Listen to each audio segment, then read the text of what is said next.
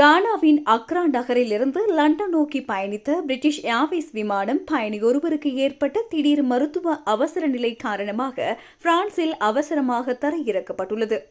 ஞாயிற்றுக்கிழமை இரவு அக்ராவிலிருந்து புறப்பட்ட BA-78 ரக விமானம் 38,000 அடி உயரத்தில் பறந்து கொண்டிருந்த போது விமானத்தில் இருந்த ஒருவருக்கு அவசர மருத்துவ உதவி தேவைப்பட்டுள்ளது.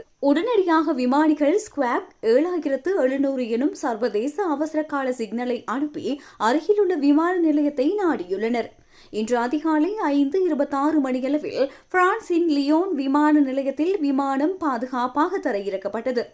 பாதிக்கப்பட்ட பயணிக்கு மருத்துவ உதவி வழங்கப்பட்ட பின்னர் சுமார் 2 மணி நேரம் எரிபொருள் நிரப்புவதற்காக அங்கு நிறுத்தப்பட்ட விமானம் பின்னர் லண்டன் ஹீத்ரோ விமான நிலையம் நோக்கி தனது பயணத்தை தொடர்ந்துள்ளது.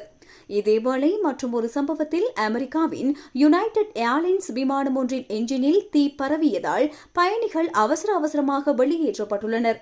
லாஸ் ஏஞ்சல்ஸ் நகரிலிருந்து நியூ ஜெர்சி நோக்கி 256 பயணிகளுடன் புறப்பட்ட போயிங் 787 விமானத்தின் இடதுபுற என்ஜினில் தீ விபத்து ஏற்பட்டுள்ளது. விமானம் உடனடியாக மீண்டும் லாஸ் ஏஞ்சல்ஸ் விமான நிலையத்திற்கு திருப்பப்பட்டு தரையிறக்கப்பட்டது. விமானம் ஓடுதளத்தில் நின்றபோது என்ஜினிலிருந்து கரும்புகை வெளியேறியதை அடுத்து அவசரகால சறுக்கு ஏணிகள் மூலம் பயணிகள் அனைவரும் பாதுகாப்பாக வெளியேற்றப்பட்டனர். அதிர்ஷ்டவசமாக ஒருவருக்கு ஏற்பட்ட சிறிய காயத்தை தவிர ஏனைய 256 பயணிகள் மற்றும் 12 ஊழியர்களும் எவ்வித காயங்களுமின்றி உயிர் தப்பியுள்ளனர்.